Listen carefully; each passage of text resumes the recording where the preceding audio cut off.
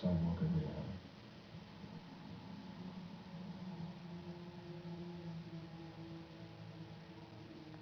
It's all so dark and unsophisticated. It is not where I want to be anymore. It's Mom's right. Absolutely, sir. Rita, What about my son? I want to see my son. not to the street. You're saying? Don't. Thank you.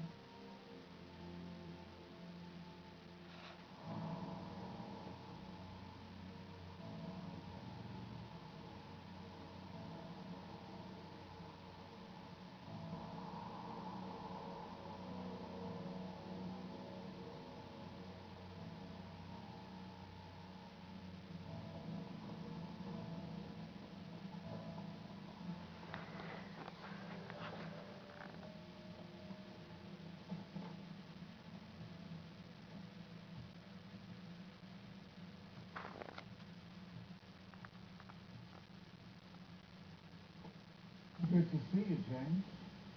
You should visit more often. I hear you've become quite the golfer. Yeah. Unfortunately, I just lost my golfing hobby. You, my friend, should learn the fine art of putting. So what do I owe the pleasure of this visit?